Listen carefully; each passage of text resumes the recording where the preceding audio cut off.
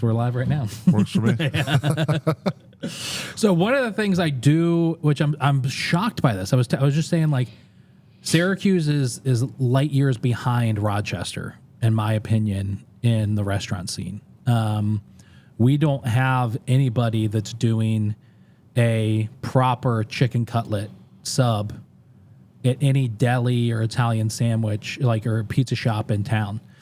Fair Deli, who I post about a lot, they're the closest to it, Yeah. and Zach does some really cool stuff.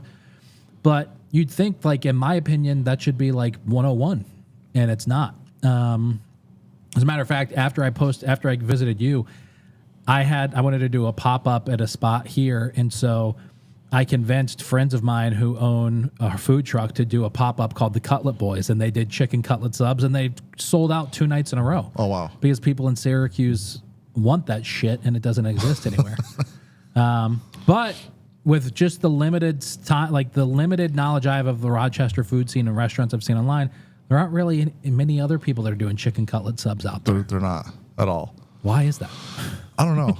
Rochester's very unique. It's steakhouses and it's all over the map. Yeah. And then I have a huge passion for New York City food. Mm-hmm. It's just old school roots, Italian, hundreds of years old delis. Yeah. So I watch a lot of videos on them, and I always see these viral subs and viral things that go crazy, and I'm like, I need to create this. Yeah. Or if I go somewhere and I try something, I can almost replicate it back in the kitchen. Yeah. With like taste. Yeah. So That's cool. I don't know. And I grew up with an Italian family. My grandmother was always making cutlets. Yeah. So it's like, it's in my blood, I guess. That's nice. Yeah. So how long have you had the restaurant, the pizza shop? So I originally started at a bar out in Sodas Point that didn't really last too long. What bar was it?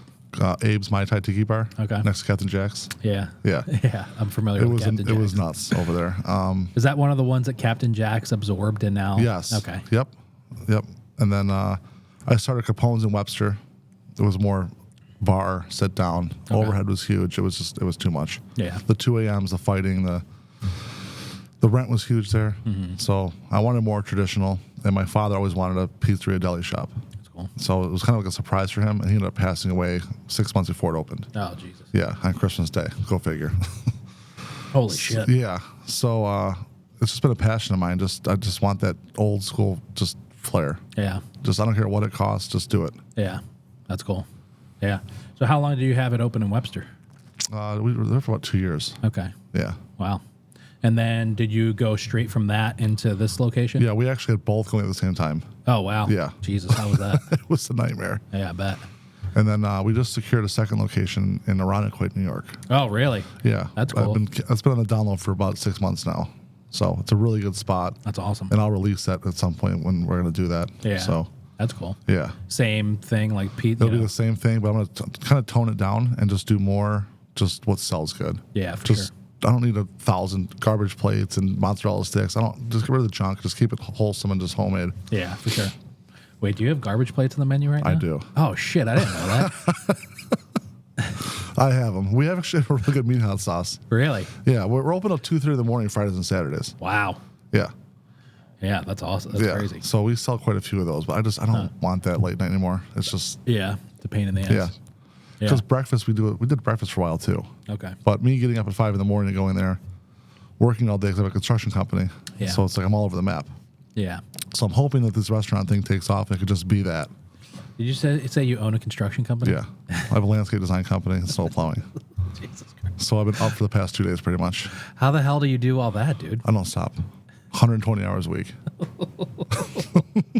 I don't see it. You're not married? Well, just got a girlfriend. Wow. But she's a huge support system. Her whole family's supportive of it, the whole thing. So That's cool. I lost my mother when I was 9. My brother committed suicide in 2007. Jesus. So I'm like a 35-year-old orphan pretty much. Wow. Yeah. It's So- been hard. It was just you and him for siblings? Yeah. Yep. Wow. Yeah. Were either of your parents in the restaurant industry? I know you said like the first thing was My dad was HVAC. Really? Yeah. My mom was a nurse. Wow. So he always pushed me to cook though. So I always worked in restaurants. Yeah. That's cool. So just I got out of it for a long time. Then 4 years ago, got back into it. That's wild. Yeah. Yeah. So what's it like, it was kind of a heavy question, but What's it like owning the restaurant on a day-to-day basis, knowing that like you were building the first one is like a surprise to him? Is that something that's? I feel like it's meant to be. Yeah. You know, we've struggled for a long time there too. It's been tough. And the location I was at? Yeah. Yeah. It's been hard because there's so much competition around. And being the new guy in the block. So now it's like, you know, you coming here was a huge thing for us. Like it's just, it's opened the eyes of people like, wow, this place is good. Yeah. Why don't we stop here? We live in town. Yeah. Like it amazes me. They drive by there every day. Oh, I got to stop there. I got to stop there. Yeah. And now we've seen an uptrend and stuff. So Yeah. That's cool. That's awesome to hear. Because like when I go to restaurants, I mean, I still listen. If one person shows up to the restaurant from a video I made, I'm like, fuck yeah, that's awesome. Yeah. And I'm like more and more hearing that it's a lot more than one person, which is great, you know, for me, because it's like that's what strokes my ego. And the one thing, like, you know, I've been trying to really figure out what is my channel, like what kind of content am I creating? Should I be creating? What am I talking about? All that kind of stuff. What food should I be making videos about? Blah, blah, blah, blah, blah. And you know, it can be a little tough as like somebody trying to create content that's going to get views. Like we were talking the Joe's Brooklyn Pizza video, like 1 million views on this. And I love Tim, who's their marketing guy. He and I have become, you know, sort of friends and great guy. And he's who I deal with. I've never met the owner of Joe's Brooklyn Pizza. Oh, really? Yeah. He was supposed to come on the podcast, and I had to cancel, and he had to cancel, and I think he's coming back in mid-December. But Tim, who does all of his marketing and payroll, he is who I've connected with. So great guy. But those videos get 1 million views because they're like gimmicky things. It's like, who really is going to order an 8-pound cheese, you know, mac and cheese pizza, right? That's a lot of pizza. Yeah, it's a lot of pizza. But if you're an influencer in like New York City and you have thousands of or hundreds of gimmicky viral food restaurants to choose from, you can make an incredible living because like that video I posted about the mac and cheese pizza on TikTok alone paid me $200 just from the amount of views it got. So if I'm in New York City, I could make a pretty good living just running around finding crazy foods. In upstate New York, you're not going to do that because there just aren't that many, and then to try and really find them out. And so I had somebody comment on one of my recent videos. It's like, well, he only goes places where he gets paid. I was like, I saw that. I was like, 99% of the restaurants I go to don't pay me, you know, because they're just like most restaurants. They're just like, just come out whenever, you know, or I'm like running around. It's the couple where it's like, no, I want you to come in. You know, I want you to come in now, sort of a thing. Yeah. And then he referenced you and the other restaurant, like the two that have paid me. It's like, fuck. It's like, you know. But anyways, I'm like, I'm trying to find like great restaurants that like everybody goes to or that like anybody goes to, but that are doing great food, you know? Yeah, we had a person from New York City, I think it was Devour Power or something like that. Yeah. They messaged us and was like, well, it's like $13,000. Devour Power fucking message you? Some, what's her name? Nathalie or what their marketing person was. Wow. I'm like $13,000 for a post? For a video? Is that really what it was? Yeah, it was nuts. All right, so not to take the subject off you for a second, but what's funny is Devour Power, like they famously, the husband and wife famously say that they don't charge restaurants for videos. And so me building this business for like the last 9 years, I've always wrestled with that because like it wasn't until last year that I started to charge for some videos, but I've wrestled. I'm like, dude, if the biggest fucking account out there isn't charging, and that's all they do, how the fuck am I ever going to make money? I think they don't charge everyone, but I mean, for them to come all the way here. Yeah, for sure. And then I was talking to this kid, Anthony. His parents own DeFonte's Deli in Staten Island. It sounds familiar. Yeah, so we want to do a little video together too or something in the future. But is that one of the famous ones? Oh yeah. Okay. 106-year-old deli. I mean, it's just nuts. Yeah. And I get a lot of ideas from those TikToks. Yeah. All right. That's smart. So trying to replicate it. I mean, if it's trending, it's trending. Yeah. Put it out there. My buddy Zach, who's a client also in Syracuse at Fair Deli, that's what he does. He'll just scour Devour Power and other big accounts and see what's working. I spend 4 hours a day Really? I swear, from 2 in the morning to 5 in the morning, or 10 o'clock at night to 2 in the morning, just scouring ideas for foods. Wow. And just trying to replicate it. Yeah. People I don't know anybody else in Rochester that's doing that. No. I mean, it's a big city, and I've only scratched like 0.5% of the surface, but I don't know of anybody else that's doing that in Rochester. Huh. Yeah. I mean, everyone's like, what's a vodka parm sub? I'm like, just try it, please. Like vodka sauce. I love vodka sauce. Yeah, for sure. Yeah. I mean, Peels on Wheels, Luis does a good job. Does a really, really, really They're good phenomenal. job. Yeah. Great pizza. Yeah. His like specialty stuff, especially, it's like I put Luigi's and Park Slope is like my favorite pizza of all time. And then Peels on Wheels is my second for his Detroit. Yeah. His Detroit pizza is crazy. Yeah. You know? You don't see a lot of that style pizza in New York. Like that old school, like his doughs are perfect. Yeah. His presentations, his advertising, it's great. Yeah, he does a great job. And I'm clueless when it comes to Instagrams. Yeah. I didn't have one until you came. You're like, what are you doing? That's because I knew if I was going to post a video that you were going to get at least 100 or so followers from it. And I wouldn't want that to go to waste by people not going to follow you. Yeah. You know, especially nowadays, there's so many restaurants who just don't even have a website. They just have a great Instagram or Facebook account. And that's how people figure out where the hell you are. Macy's in Buffalo, like 60,000 followers. Yeah. Yeah. Like, that's nuts. I know. They do some crazy pies out there. I was just out there recently, though. It wasn't very good. Really? I was bummed how bad. I just got their buffalo-style pep and by the slice that they had at the counter. So I'm sure if I ordered one of the crazy pies, it's a different story. But I was surprised at just like how it was just like your typical doughy pan pizza. It was really cheap, though, for a big slice. But, yeah, you're right. Macy's, 3 locations, massive thing just off social.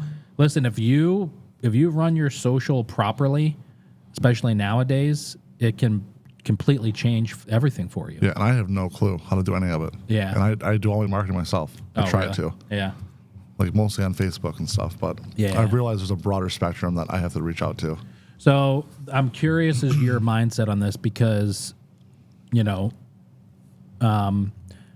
right, so Devour, like I was saying, Devour Power says they don't charge most restaurants for videos. I'm like, how the fuck do they make money? And I started my business out as like 9 years ago, social media management for restaurants.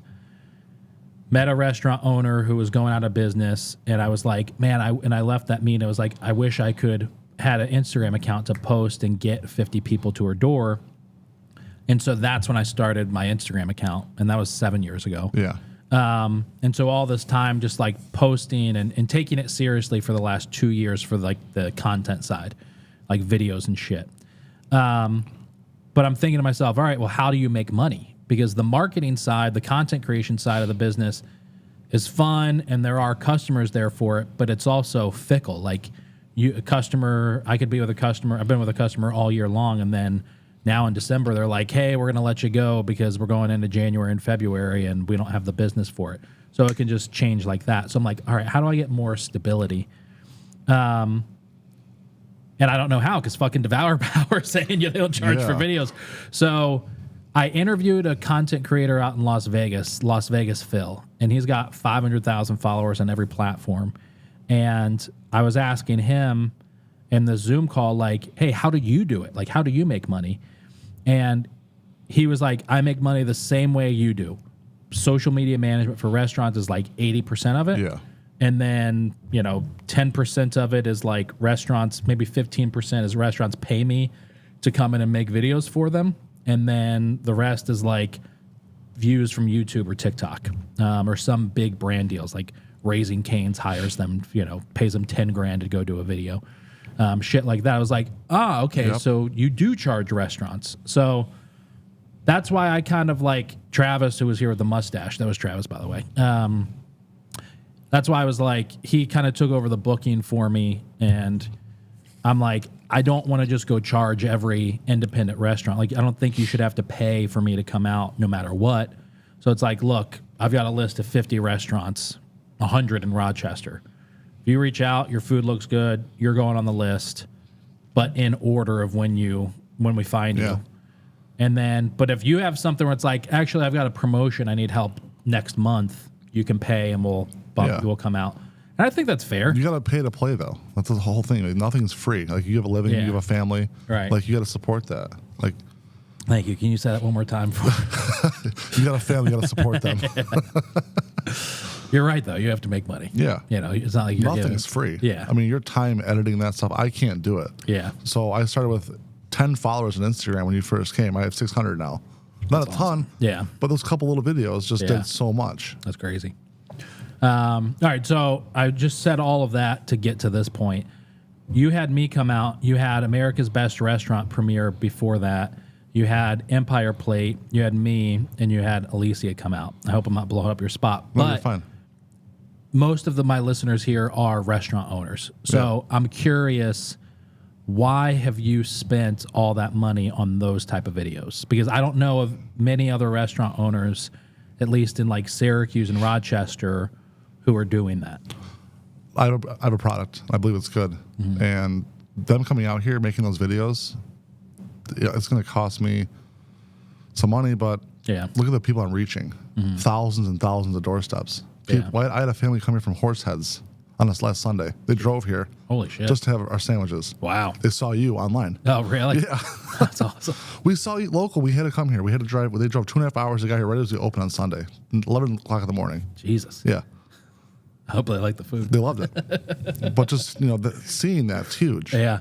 That's crazy. And I think right now, marketing, the coupons, the flyers, it's done. Yeah. It's all done. It's literally, get these influencers here. Mm-hmm. Get them here. Yeah. Even us, there's Snack Time, those guys. I don't know if I know them. I've messaged all of them. It's like my passion now. It's just like, just get in my doorstep, try my food, and just make me a viral sensation. Yeah. Is Snack Time out of Rochester? No, they're out of Staten Island. Oh, okay. There's a lot of New York City ones that I talk to.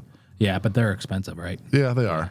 But they got 3 million followers. Yeah. I mean, people will travel for that. Yeah, for sure. My buddy Nick Ford, who owns Limp Lizard Barbecue here in Syracuse, and they've got 2 locations that he owns, and then there's a third one that they don't. That's like a different whole ownership. And they've got food trucks. But he puts on 4 huge events in Syracuse. He does the Syracuse Chicken Wing Festival, which is like one of the bigger events in Syracuse.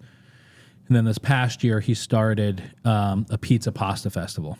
And so it's just like different, vendors from Syracuse that come in for it. This Chicken Wing Festival, though, is crazy. You got vendors from like Ohio and shit. Oh, wow. Yeah. They get like 30,000 people or more, maybe more than that, like customers every year to the Wing Fest. And there's 12 different wing vendors, and the wing vendors sell the wings. So everybody, like, wing vendors might go through like 30, 40, 50 cases in like a day and a half of wings at this thing. It's nuts. He hired Little Mo Mozzarella last year to come out. Trying to get him. Really? We talked a little bit so he's pretty cool. He is. And so Nick hired him last year to come up and be the influencer at Pizza Pasta Fest.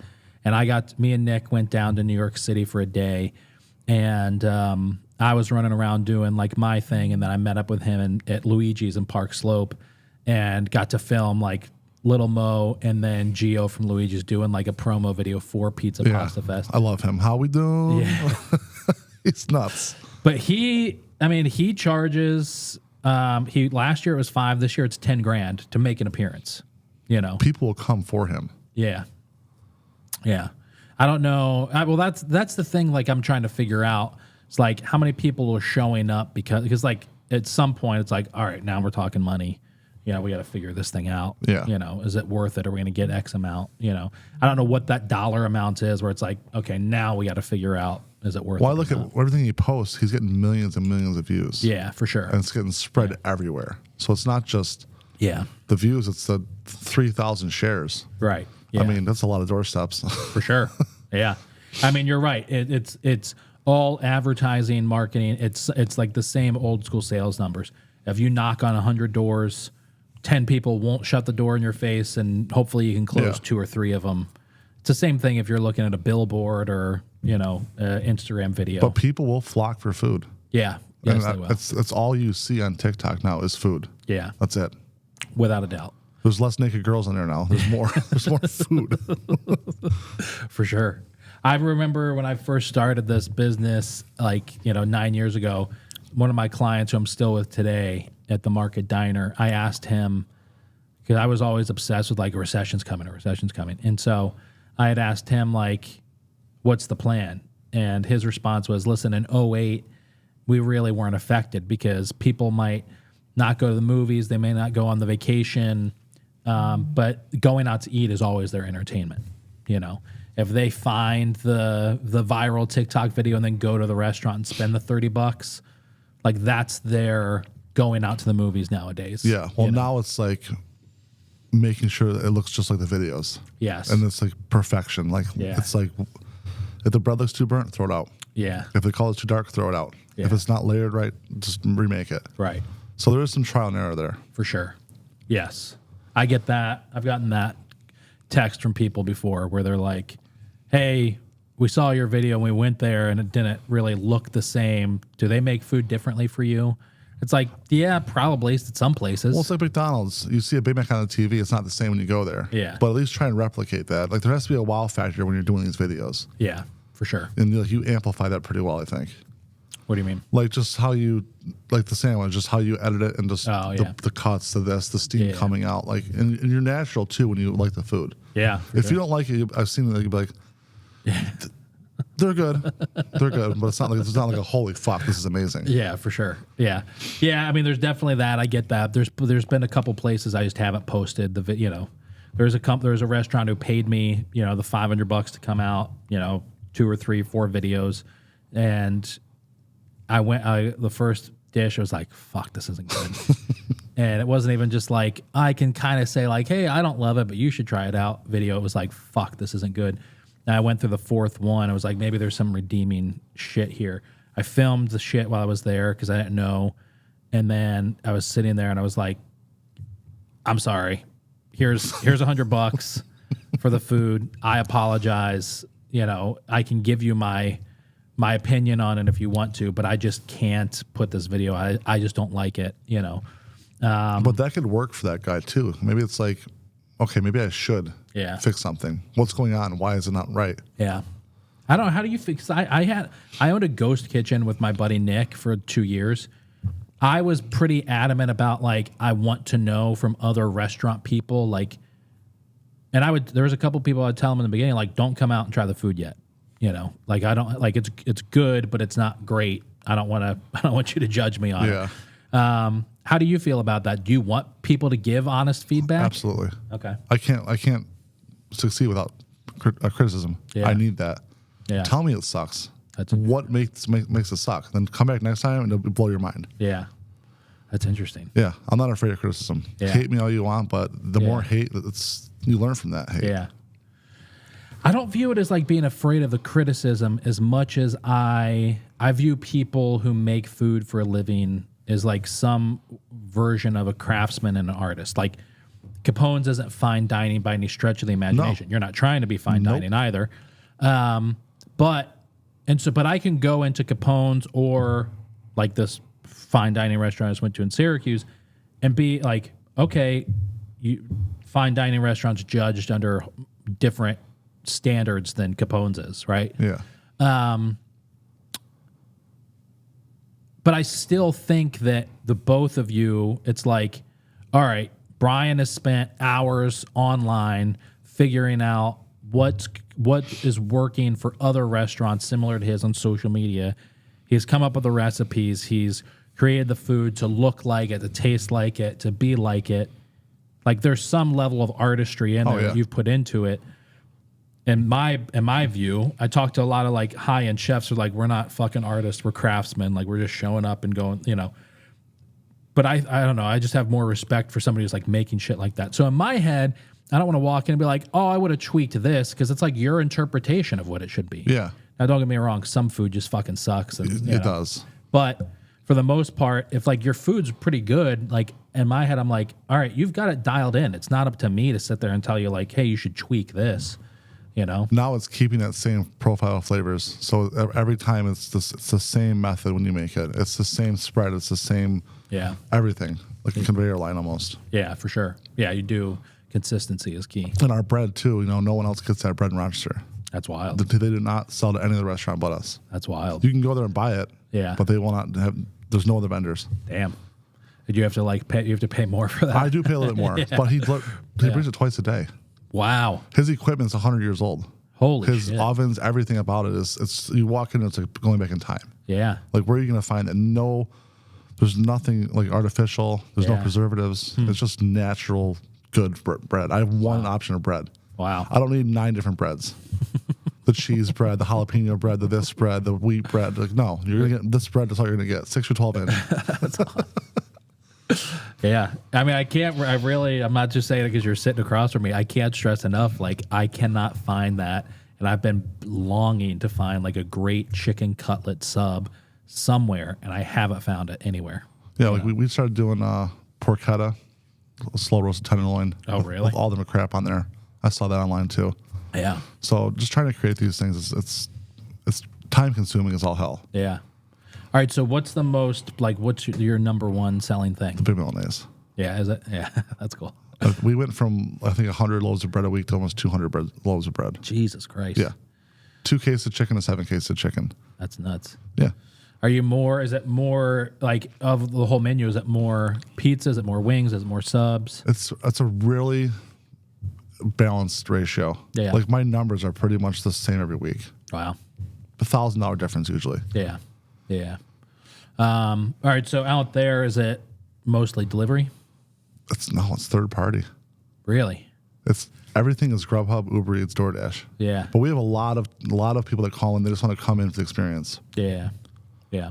How do you feel about the third parties? Do you like them? Do you hate them? Gets you out there. Yeah. Doesn't really help you. I want to get away from them. Yeah. Yeah. It's tough. Yeah. I mean, Slice is the best one. Yeah. They don't really charge that much. Mm-hmm. DoorDash is pretty good. Okay. But I think just the people are calling more. We get a lot more call-ins now. Hey, I want to come check the place out. I want to come pick it up. That's cool. Yeah. Yeah.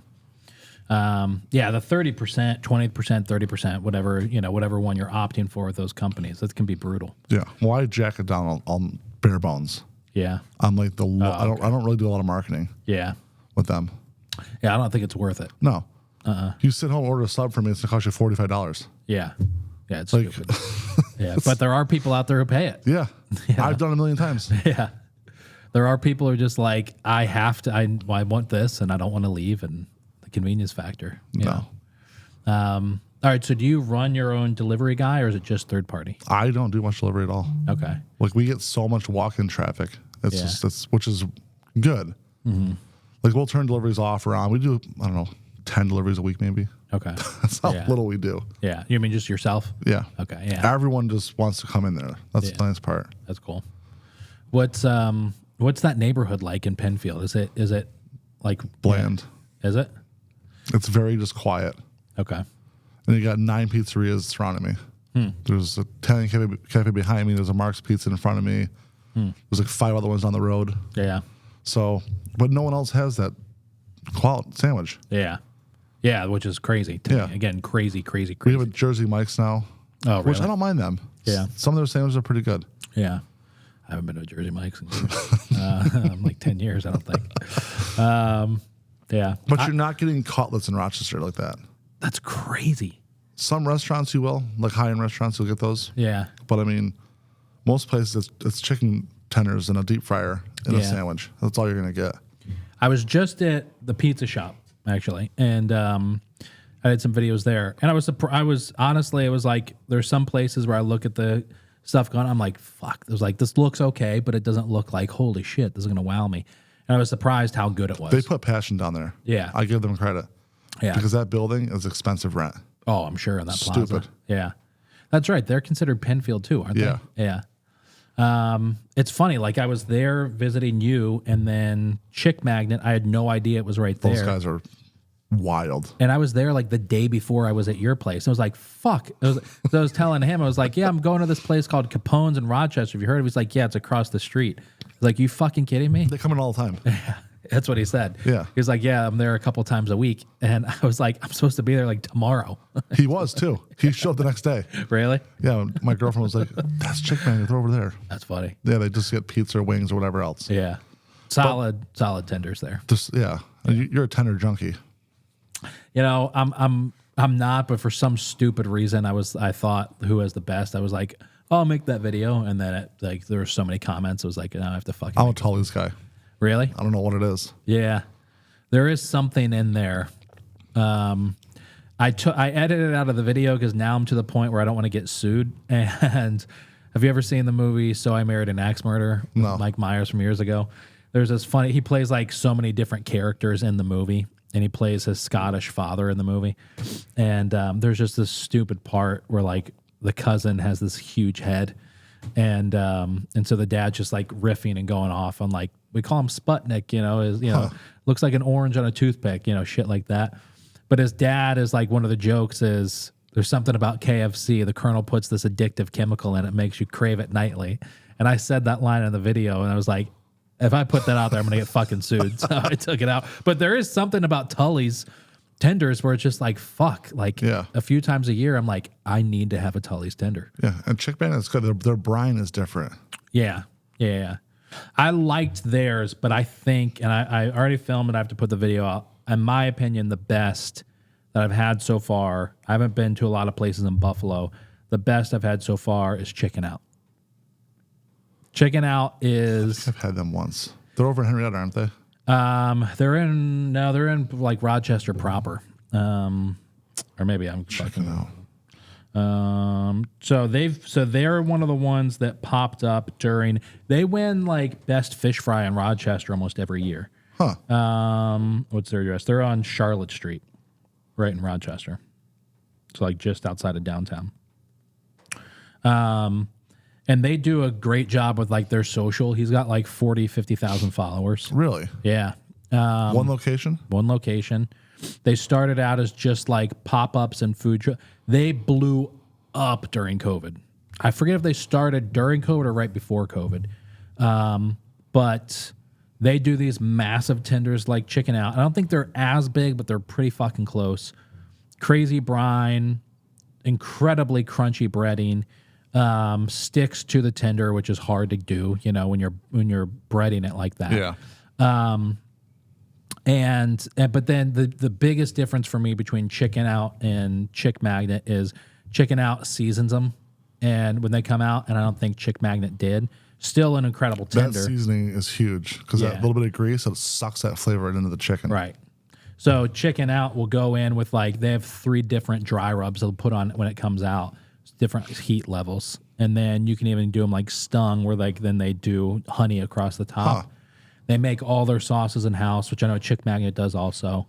I prefer, if I was going to tell somebody to go to Chick Magnet, I would say go for the sandwich over the tenders, even though the tenders are crazy, because it's so unique for them to do it on that Texas toast the way they do, and it's so perfectly toasted and buttered. With their Texas toast at Chick Magnet. I'll have to go try that now. It's so... I had their banh mi sandwich. Same thing. I haven't posted that video, but their banh mi chicken sandwich was fucking amazing. Huh. Yeah, really good at Chick Magnet.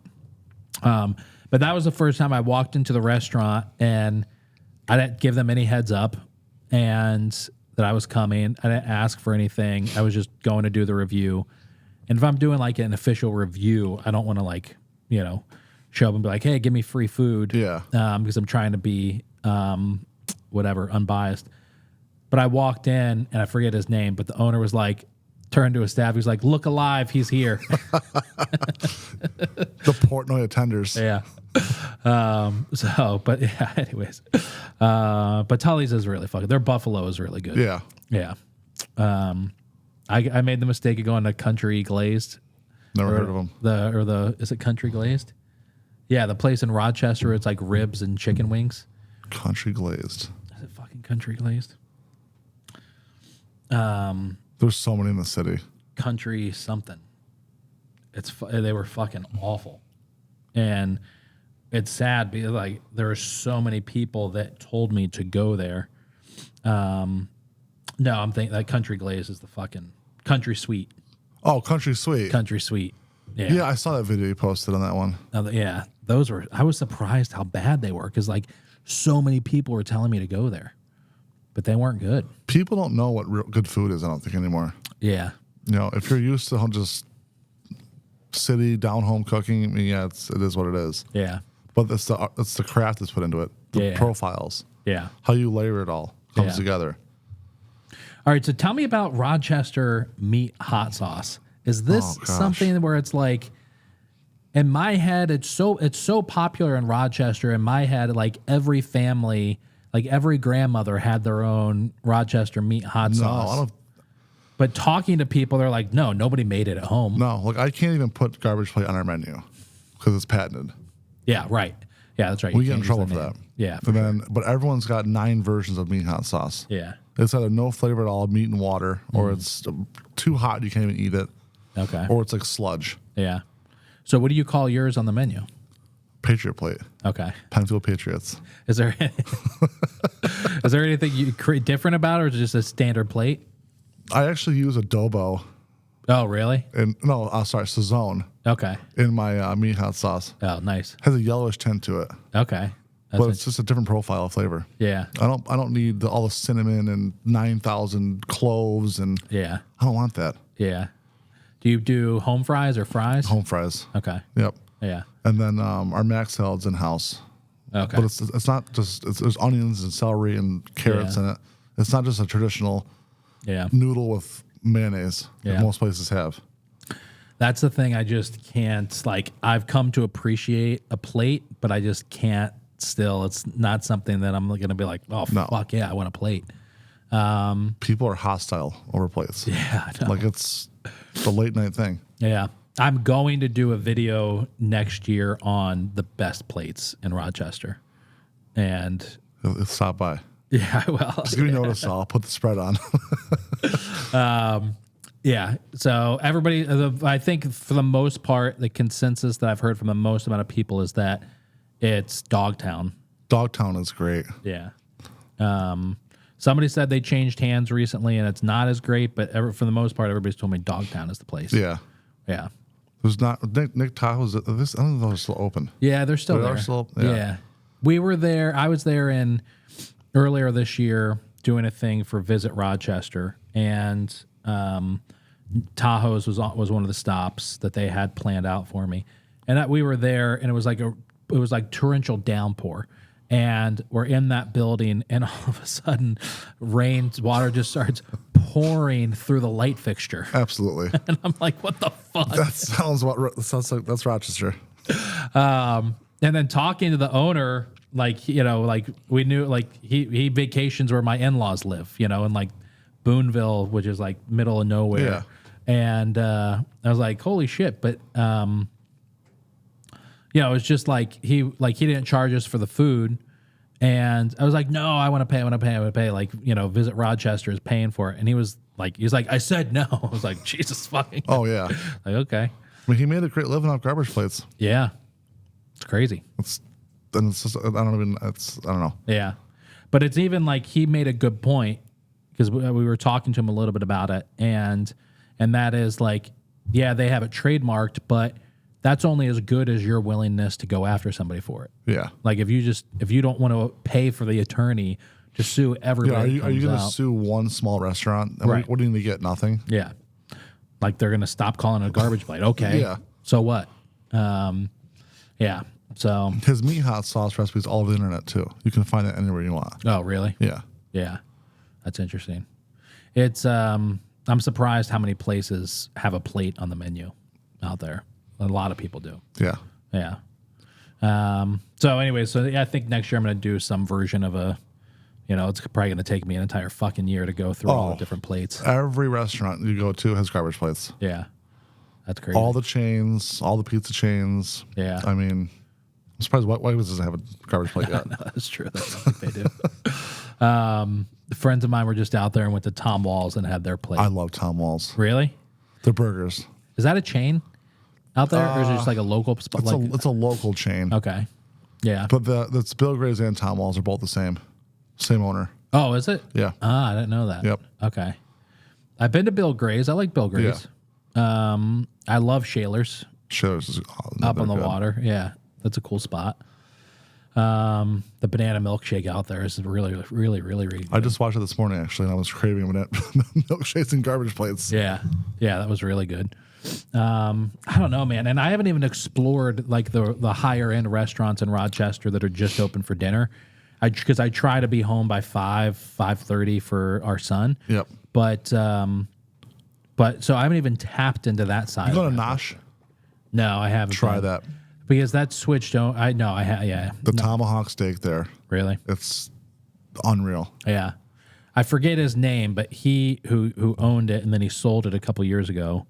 But he owns Old Pueblo Grill. Yeah. I've been there and I really like their tacos, but I haven't been to Nosh yet. I think there's Salinas. Okay. Salinas is like a staple known for Mexican food. Okay. Phenomenal. Yeah. Neno's out there is really fucking good in Rochester. And then like they've got a location in New York City now. Oh, wow. Yeah. And I think they have 2 locations in Rochester plus the truck, plus they just opened one in New York City. Yeah. It's crazy. I mean, I would love a Capone's in New York City, but that's down the road. Yeah. Yeah. I can't imagine owning a restaurant in New York City. It's 24/7. Yeah. It's that, but just the expense. Have you heard of Crispy Pizza? Yes. Yeah. So Devour Power actually started working with them. Yeah. 12 years ago. Oh, really? Still do. Wow. Yeah. Their marketing that they gave them 5 locations now. That's crazy. And their food's good. Wow. Yeah. I've never had their food, but I see them on Devour Power a lot. Yeah.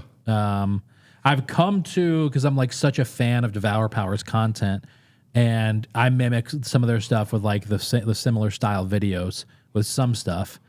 But now all of a sudden it's like, oh, I know those fingernails. That's, that's the wife. But that's America now.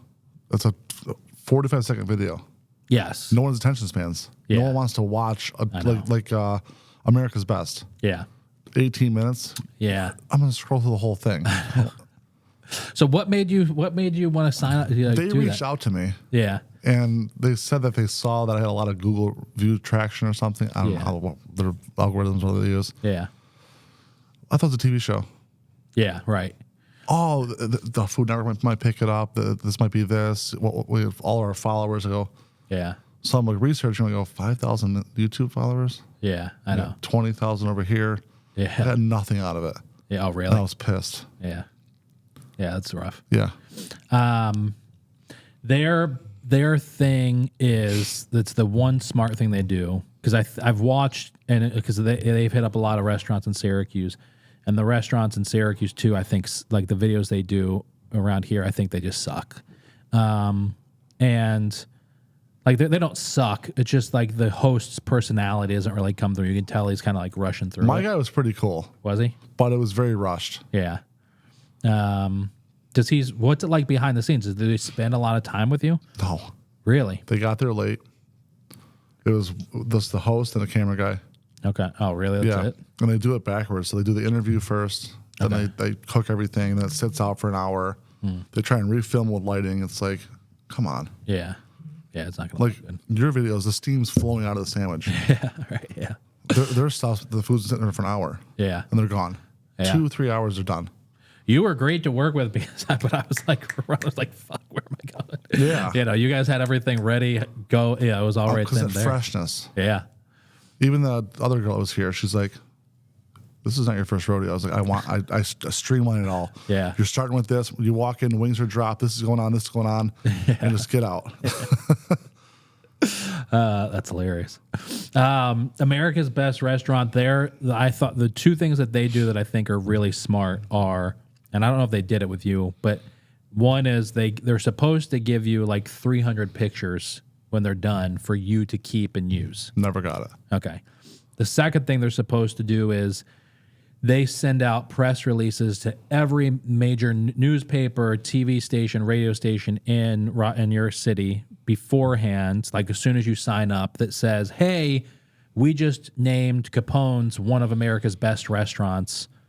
And then the news is like, holy fuck, Capone's a local Rochester restaurant. Never did it.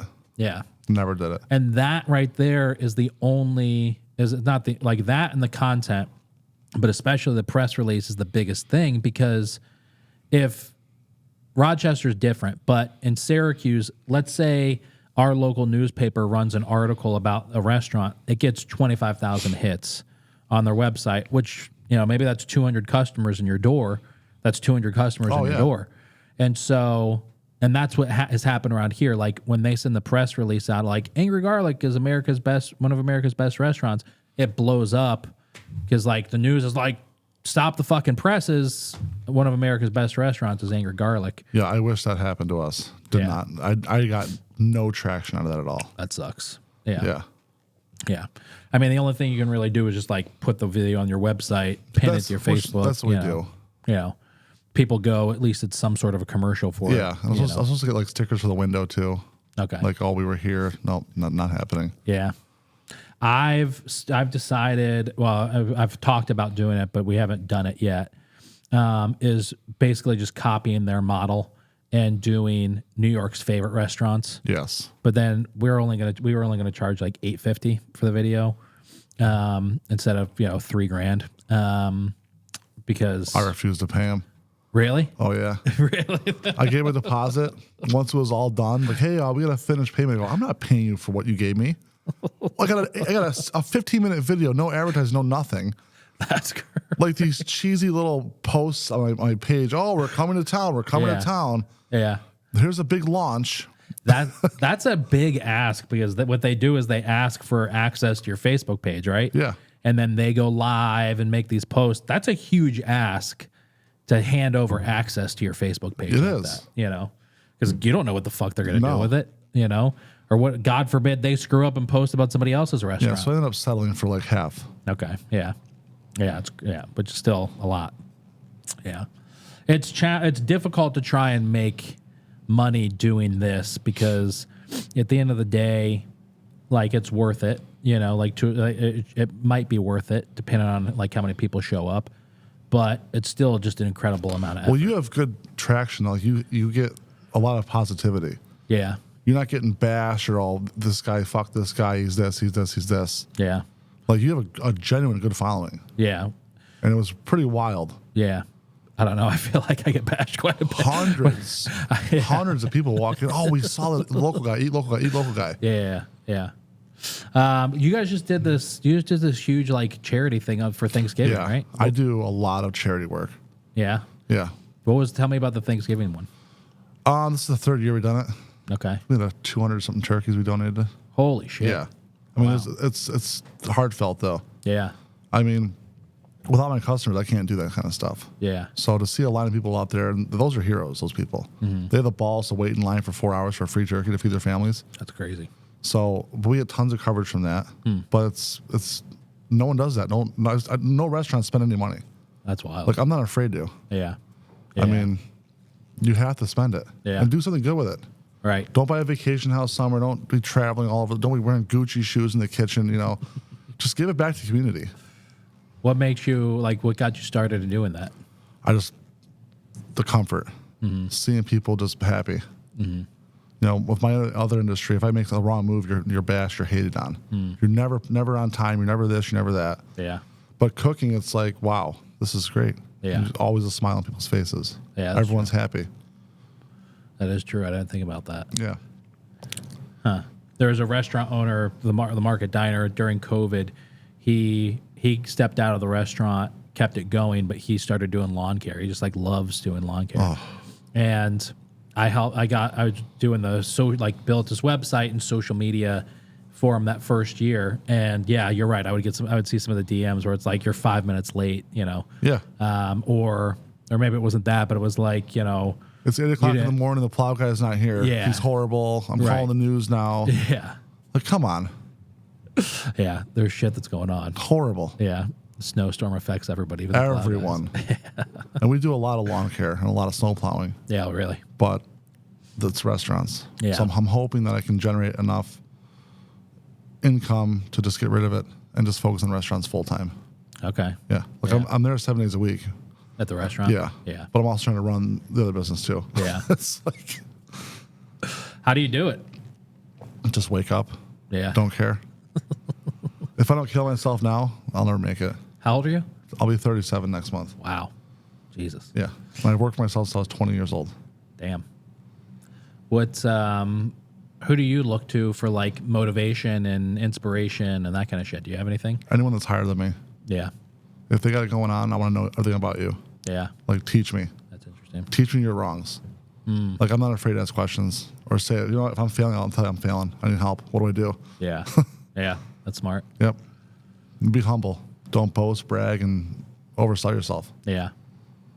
All right, so maybe a weird thing to ask, but like, what's been one of the biggest mistakes you think you've made in the restaurant? Not there enough. Really? When we first opened. Okay. I had an army of staff there. Yeah. It was the honeymoon phase. You know how it is. You first open, the numbers are through the roof. Yeah. 8 employees. Yeah. Oh, money's coming. We're on vacation. We're going here. Yeah. Then I started seeing the decline. Yeah. Bad review. I'm like, what's going on? Yeah. Was that at this location or the other one? This one. Okay. Yeah. And that's when I was like, you know what? Put the pants back on and live there for the next few years and just build the system up and teach the guys every aspect of it. Yeah. Make sure their subs are just like yours. Mm-hmm. Yeah. Yeah, that's good. So the past 6 months, I've been like living there, night and day. I'm there till 2:30 in the morning, Friday and Saturday. Wow. Jesus Christ. Yeah. Huh. Yeah, that's good advice. It is tough because like to run a restaurant, because of so many restaurants, especially over the past like couple years that I know, it's really difficult to be big and make money if you're not there. Yep. You know, you have to be there because if not for anything else, if you're not there, you really can't afford it. It's not like you can pull enough out of it to like be like, oh shit, look at all this money I'm making. Mm-hmm. You know, and if you're there, you need to either free up that payroll in order for the restaurant to be profitable. Have to. You know, or you're working 80 hours and paying yourself for 40 or whatever the fuck it is. Yep. It's tough to do it and not be owner operator. And I constantly change the menu too. Really? Yep. I go through the numbers every few months. Okay, pull this off. Let's add this on here. Let's try these specials. These specials sell huge. Put it in the menu. Yeah. And just the creativity I can have. Yeah. That's what I love. Chains, you can't have the creativity. Yeah. Same menu every year, same items. Yeah. You know, come to me every 6 months is different. That's interesting. Constant change. Yeah. I'm a big fan of that with look at like, 80-20 rule. Look at your menu. What are the things that just do not sell? I ran a barbecue restaurant for a couple months once, and when we shut down for 2 months and like deep cleaned and revamped it, and then I was like going through the menu. I was like, there's all of these things that we just, there was like 2% of sales last year. Why the fuck are we going to prep all this shit? Just pull it off. It didn't. That didn't work around here. Like people that the neighborhood that the restaurant was in, was just kind of an older. They wanted the same. Like of course, it seemed like the first month when we opened up, all of those people who bought those fucking things the year before showed up. Like, where's the sandwich? Of course they did. And it's like we changed. We're doing something different. And but those are the clients you don't want. Yeah. You don't want nagging, picky assholes. Yeah. Or coupon people. Right. Yeah. I don't want that. So I'm done doing coupons. I'm done doing discounts. Just come in and try my food. Yeah. All right. So if you could give a piece of advice to anybody who's like listening to this, they want to open a restaurant, whatever kind of restaurant it is, wherever it is, do you have like one or two pieces of advice you would give them? If you love what you do, you'll never fail. Mm-hmm. And learn from it.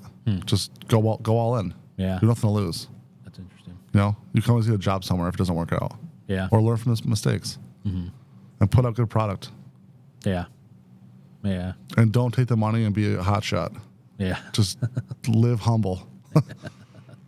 Yeah, that's probably one of some of the best advice right there. Yeah. Yeah. I've seen it a million times. Everyone gets a grant or a loan or something or family money, and they dump it in a restaurant. If you don't know every aspect of it, don't want to live there, don't do it.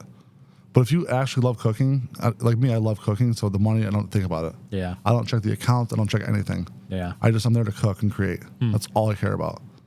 Yeah. There was somebody that messaged me like 4 or 5 months ago and said, I'm a teacher. I'm thinking, but I want to quit and open up a food truck and document it. Can you give me some advice? And so I was like, well, advice on what? Documenting it or opening? He was like, let's start with opening. My advice was, don't fucking do it. Don't. Unless you can't sleep at night because it's the only thing you can think about. Unless all you're doing every free second you have is like figuring out, how do I factor in food cost? How do I buy food? How do I sell? How do I get? Unless you know everything there is to know about the restaurant industry, don't fucking open a restaurant. No.